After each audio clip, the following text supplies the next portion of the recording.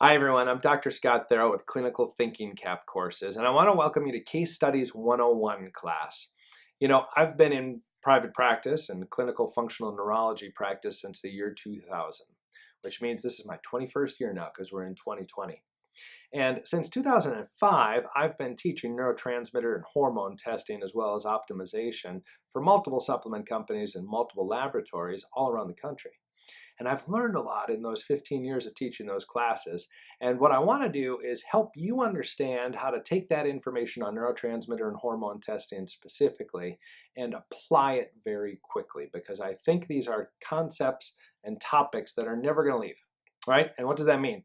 That means I think for decades, patients have complained about stress, they've complained about sleep, difficulty with attention and cognition, difficulty with fatigue and energy, right?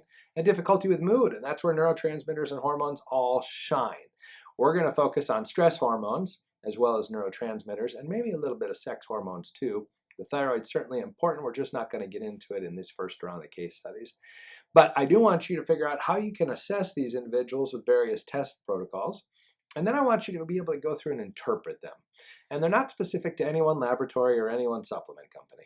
They're just the concepts of how these neurotransmitters and hormones hold together, because they are kind of a constellation. And neurotransmitters and hormones are at the same dance all the time. They're all part of your physiology that's interacting 24/7 with you and your environment. And they're dynamic and they respond. And sometimes people can't necessarily work their way out of their stress responses or their neurologic symptoms with things such as changing their diet or changing their exercise or changing their sleep patterns because they don't sleep in the first place. How do we support them from a biochemistry perspective? And that's what clinical thinking CAP courses are. It's the biochemistry behind the nervous system and neurotransmitters, the endocrine system and hormones, and also some of the neuroimmune or the inflammatory markers that we start to think about with how the nervous system and the immune system interact and how neurotransmitters come from both and affect each other. This is case studies. We're going to go through multiple different case studies of various symptoms, various ages, various sexes, so that you can get an idea of how these look and how you can apply them using ingredients that are commonly found in various multiple supplement companies, so that you don't have to necessarily choose one company or one lab. You understand the concept, you understand the basic core dosing of various ingredients, and from there, you can go and choose the ones that you like, which I think is very important. So, because I've been doing this for so long, I think I can help you learn this in under 2 hours in terms of case studies. And if you have no background in neurotransmitters at all, you're going to want to start with Neurotransmitter 101. If you have no background in adrenal and stress responses and sympathetic nervous system, as well as neurotransmitters, but also cortisol and DHEA, you're going to want to then move on to the stress, why cortisol isn't enough module. And then if you happen to also really love sleep, you're welcome to do the sleep module next. Otherwise, you could come over here to neurotransmitter and hormone case study 101 and jump right in here, and I think you'd be fine. The sleep one is kind of an optional one, but it's certainly something that lots of people have difficulty with, and lots of clinicians and integrative healthcare workers want new tools to use to assess and help support their patients and their clients. So that's why I did an insomnia one. Plus, I think the concept of insomnia is horrible in terms of all the different ways that it manifests problems if you're not sleeping, but also so very fun when you get to help support patients sleep better. So I'm a big fan of that. I want to thank you for your time. I know it's hard to come on here and find time to poke around and watch and see what you can learn next. I want you to know that I honor your time, because I have been to lots of various continuing ed classes. I have to do a lot of continuing education every year, and I know how often it feels like that time is filled, but it's not necessarily filled with applications. My goal with all of the classes on clinicalthinkingcapcourses.com is to respect your time, respect your knowledge, and help you get information that helps you make a change the next day.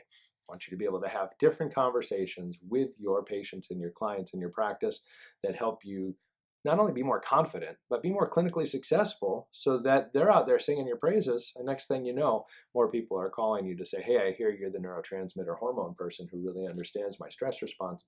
Help me sleep better. Help me have better mood. Help me have better energy, right? Help me have better attention. These are things where neurotransmitters and stress hormones shine. So that's a little bit about it. If you're ready for case study 101, feel free to sign up and we'll let you know on the website when the next class starts.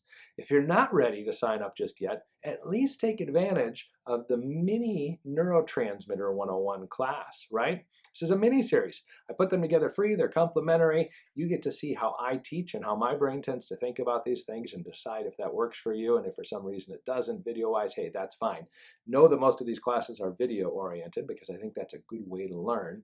And go through those three and at least take away a couple clinical gems on serotonin, on dopamine, norepinephrine, epinephrine, and glutamate so that you can at least start the conversation and start thinking a little bit more about how do I integrate these and when's the right time to integrate these into my practice so that we can have more conversations, help more patients with more symptoms, and really help fuel nervous systems and endocrine systems in a way that without the testing and without the understanding, I think is hard to do. I really don't feel that you're going to be able to get this information just by having patients fill out questionnaires, any more than you can have a patient fill out a questionnaire about thyroid hormones and know exactly what to do for their thyroid. Questionnaires are great for thyroid hormones, for sex hormones, for cortisol, stress responses, for inflammatory questions and diet, and fine for neurotransmitters too. But at the end of the day, as a clinician, I like to see numbers. And I want to see numbers for how those patients look on various fluids, right? Saliva, urine, blood, and stool sometimes for stool analysis. So I want that data. I want to know what to do about it. I want it to be objective, and I want to have a pathway from it. And that is exactly what these classes are about. So I'm going to respect your time. I'm going to make sure that your questions get answered. I'm going to make sure that we have a really good comprehensive class so that as you go through the modules, it's stress-free and fun and interesting. And at the end of no more than 2 hours, I promise, you're going to have a good comprehensive at least insight into how some of these cases look, the most common cases that you're going to see when it comes to Case Studies 101. So that's all for now. Any questions, feel free to shoot us an email or give us a call. And if you do sign up, I'll look forward to seeing you on the inside of Case Studies 101. Thanks again for tuning in.